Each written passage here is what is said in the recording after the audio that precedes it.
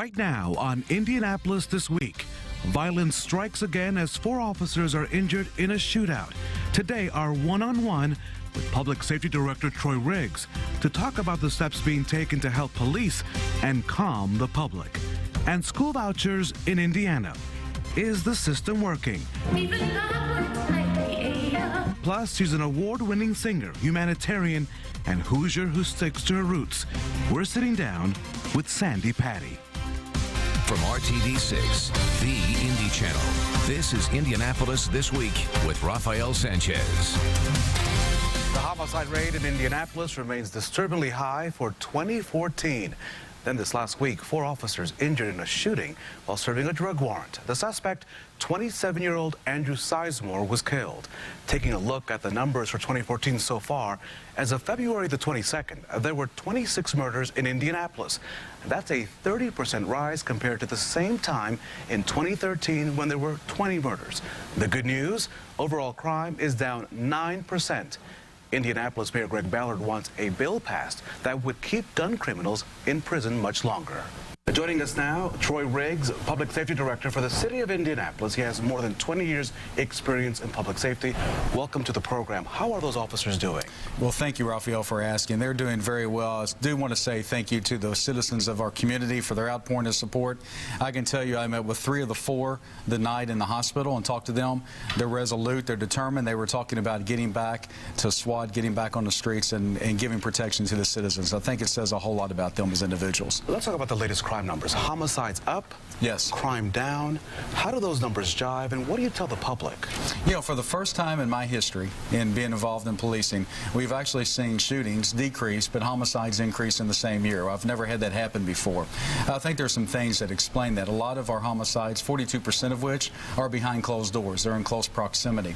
The other thing that we see is we see a lot of individuals involved in crime that have been in prison before, that have just gotten out.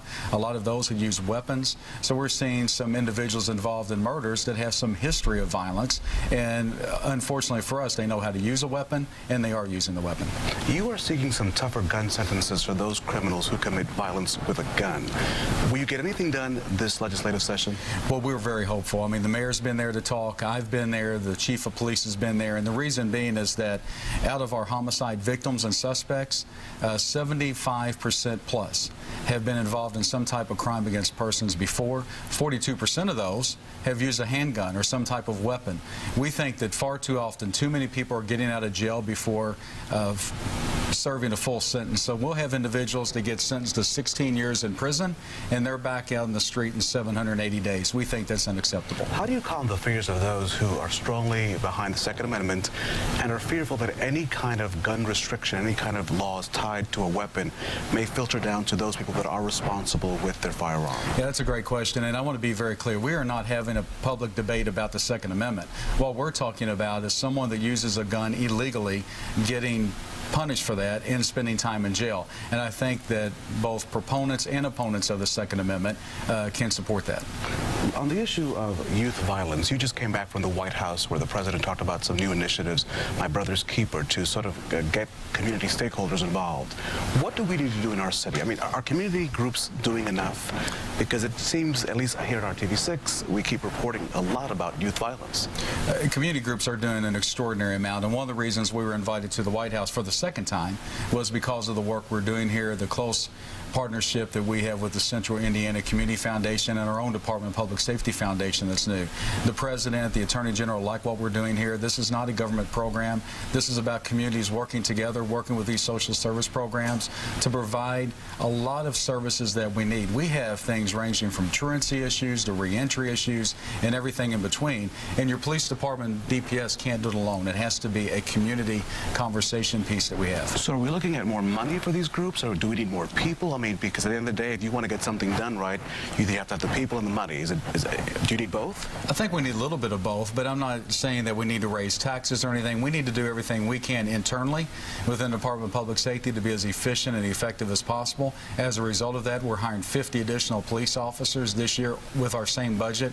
The council and the mayor gave us 30 additional on top of that. We're above attrition. That's going to help, but a better partnership between the community and the police department is going to serve us well long term. Let's talk about this event. You're having an event at the Indianapolis Public Library on Thursday, March the 20th from 6:30 p.m. to 7:30 p.m. What's going to happen here? If I was a member of the public, why should I even come out to this? Well, and thank you for bringing that up. When I gave my overview of our successes in 2013, one of the things I talked about as a challenge for 2014 is that we do have too many homicides, 125. But we also have to be aware that 110 people lost their lives because of heroin in our city last year, 168 because of suicide. We have a lot of social issues that are going on, and for us to solve that, we have to have a community conversation. I remember back when I was a child and living in a poor area of Louisville, and whenever we had issues, we'd have a family meeting. I think it's time for us as a community to have a family meeting, talk about issues, make sure that we're not being apathetic about crime in any area of our community, make sure that we're not being apathetic about jobs and good education opportunities, and deal with these problems holistically. The difference between this conversation and others that have occurred for decades throughout this country is we're actually going to challenge the community to help us. And we're going to give a list of these social service programs that work very well with Chief Hyde in the police department and with CICF. Mr. Payne, the CEO and president of Community Foundation, will be there as well. And we're going to challenge people to give money to these individuals and also roll up their sleeves and get to work, because this is our community. It's going to take all of us to make it better. And we'll hold you accountable, right? I mean, at the end of the day, people are going to come, listen. You're going to listen to them. They're going to talk, and then we'll figure out whether or not you are truly doing what they tell you. Absolutely. So I encourage people to show up, and I encourage people to have their own town forums, have meetings in their neighborhoods, and invite us. I guarantee you we will be there. Troy Riggs, thank you so much for joining. Thank you for the opportunity. Please come back. This new week is not looking good for tax cheats. The Indiana Department of Revenue expects to expose more people hoping to steal your state refund checks. In the last 4 weeks, 619 individuals were caught using stolen personal information to cash in on $1.2 million belonging to other people. They did not get that money. Only on RTV6, the state's top taxman says new technology is helping root out all of this fraud. Well, it certainly is going to save a lot of taxpayers that have had their identities compromised from having to go through the pain of having to report that and go through really very challenging steps to prove that they are indeed the right person, whereas the fraudsters stole their identity. So we're going to protect those Hoosiers citizens. Secondly, and most importantly, we're going to make sure that they get their refunds that they deserve in a timely fashion. Here's another big issue heading into the final week of the General Assembly is a bill that will require some welfare recipients to take drug tests. Now, under the proposal, officials at the county level would test anyone who's ever been convicted of a drug offense. They test for illegal drug use at the time people apply for benefits and once a year while they receive them. A positive test would make a person ineligible for welfare benefits, and that person would also have to pay for the cost of the drug test through a reduction in benefits. Applicants who test positive can receive assistance if they prove they've enrolled in a drug abuse treatment program. The Senate voted 34-14 to approve this idea. We're not trying to harm anybody. No one. We're only trying to get people help who have a problem with addiction, and to ensure that the children's benefits aren't used to buy drugs. Perhaps that $1 million can be used to help increase the amount that they receive so that they could try to have a quality of life, as opposed to just presuming that they're all sitting somewhere smoking drugs and taking the money that they receive, the small amount of money that they receive to support a drug habit. We'll keep monitoring this bill. Now, people who are eligible to receive welfare benefits would also be subject to random drug testing under the proposal. It now heads to the House for possible approval. A stadium for Indy's new soccer team, the Indy 11. It's not happening. Legislation was dropped in the State House for a proposed $87 million facility in the downtown Indianapolis area. The bill would have allowed the team to collect $2 million of tax revenue to help pay for that stadium. After the break, a lawsuit is filed in federal court to overturn the state's definition of marriage.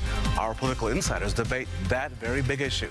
Plus, Indiana has the largest school voucher system in the nation, so is it really working? We'll talk about that coming up right after the break. Joining us now, two of our political insiders, Kip Tu and Abdul Hakim Shabazz. The issue of marriage, a lawsuit now for the definition of marriage. Where will this go? Well, if tradition dictates, the way the lawsuits have been going lately, in very red states like Kentucky, Texas, we saw in Utah, a lot of these marriage statutes that define marriage as one man and one woman are being thrown out under equal protection clause of the U.S. Constitution. So it'll be interesting to see what happens here in Indiana. Another thing I think is important to note that the pro-marriage amendment people have been saying that this is why we needed the marriage amendment, because stop these activist judges. This is a federal lawsuit. So Indiana could have had this marriage amendment on the books already, and this would still be the subject of a suit in federal court. Yeah, it just points to what a waste of time this session has been with regard to this issue. These lawsuits are entirely predictable. It was thrown out in Kentucky as well. I think the same attorneys that prosecuted the case in Kentucky are the ones that are being hired here in Indiana to take this case. And so I think everybody, that was watching how these things develop knew this was coming down the pike, and instead we spent most of Indiana General Assembly's time this session working on this issue, and it was a colossal waste. So we really need the U.S. Supreme Court to weigh in on this, right? Otherwise we're going to have this debate go on in every jurisdiction from coast to coast. Well, the U.S. Supreme Court is actually kind of responsible for this. When had the opportunity to make a decision about the constitutionality of same-sex marriage and how they impact the states, and whether one state should recognize the same-sex marriage in another place, it punted, sent it back to the states, saying, no, this may take 5 or 10 years to work its way through the system. It turns out it'll take maybe like 5 or 10 minutes. But eventually this will be decided there. Everybody pretty much agrees with that. The next big issue, of course, is state revenue. We saw the new numbers come out on Friday. The numbers were not very good. Does this go to a lot of the folks who told us we're not going to spend any money on things like pre-K because we don't know if we can afford that bill? Yeah, I don't think it was very good news, and it's never good news when it comes at the end of the session. Legislators get a little bit skittish when there's not money, especially the ones who are most fiscally prudent about our state's finances. So I think it's going to be difficult for anybody who's making the argument to spend more money in light of these revenue things. It also highlights, I think, a central problem here, that we've had a lack of leadership at the top level of our government here in the state. We just continue to lag the national economy. Well, I don't know, unless you want Mike Pence to control the weather, because a lot of this was based on the really bad inclement weather we had in January and February. So when you've got people staying home, people not going to work, people not making an income. Do you think that's the only reason? Well, no, I'm not saying it's the only reason, but the weather didn't help, and so I'm sure that's true. So unless you want Mike to, but let's be clear on the numbers, though. On the issue of gaming, a number of the casinos did close because of the weather, but you can't blame an entire economy just on the weather, right? No, that would not be a fair assessment. You can't blame the entire weather, but the weather did play a role. Yes, it did play a role. It did play a role. But there's another interesting thing too in those numbers too, is that our corporate income taxes are actually up about 11%. So there's an interesting dynamic. So what does that tell you? I don't know. I mean, personal income taxes were down almost a third, which is not a good sign at all. He may be right. Some of it has to be attributed to weather, but I think there's not been a focus on economic growth. We've been diverting our attention on divisive social issues, and this governor really hasn't focused, and like he should be, on our economy. Last word on that. I respectfully disagree. If you look at where Indiana is, with unemployment and job creation, the state is making a comeback. The interesting thing will be to see, do we make up any of the gains we lost in March, April, and May as the weather gets a lot more accommodating? We just heard from Director Riggs about sort of talking to the community about the crime and the violence in Indianapolis. Is it all about the community, or are we going to need a lot of cash to deal with this violence issue? I've said this before, I'm going to repeat it. Indianapolis, believe it or not, the County of Marion is a net donor state to the rest of the state. So we give more money to the rest of the state than we take in, to the tune of $365 million per year. We need some of that money back to pay for police officers. It's definitely money. It's police officers on the street. We are woefully behind in the number of police officers we have. We're at sometime almost all-time lows per capita. We need to get the cops on the street to help us prevent crime. Last word. The problem is you can put 1 million officers on the street that will not stop 2 people in the house at 2 o'clock in the morning going over bad drug deals, shooting each other. That won't solve it. You know what I know. What it's going to take? It is going to take a change. I'm not to get all social conservative here, but folks live in the neighborhoods going to step up, cooperate with police and law enforcement. They know where the problems are. They know where the drug houses are. They know where the bad guys are. The cops can only do so much, but the community's going to have to step up and take up part of the load. I agree. Cops can only do so much. They need more of them. The debate will continue. The conversation between our insiders continues on Twitter as always. These guys are always on Twitter. Check out their handles and give us your opinion. And stay up with Kip, Abdul, Laura, and Jennifer throughout the week. Indiana has the largest school voucher system in the nation, yet according to the Indiana Department of Education, nearly 40% of students who receive vouchers were never previously enrolled in public schools. The question right now, is the system working? I sat down with Robert Enlow, the CEO of the Friedman Foundation, which promotes vouchers. What's up with the numbers? Do you believe the numbers, or are those numbers skewed? Well, so I think the numbers are a bit skewed and they're a bit inaccurate. So you have to ask yourself two questions. One, would those children that are in private schools and potentially never enrolled in public schools gone to public schools absent the scholarship? The answer is no. The program is serving low-income children. 75% qualify for free and reduced price lunch.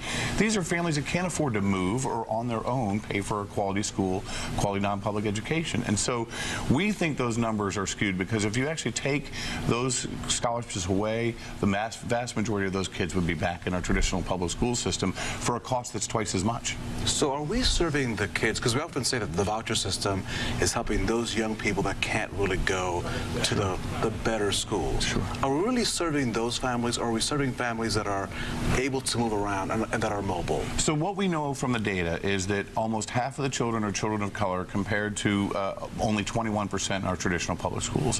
75% are free and reduced price lunch compared to only 47% in our traditional schools. So we know it's serving children in urban areas who are poorer and who tend to be of color. This is great news. And they're going to schools that are 74% A and B. They're going to better schools.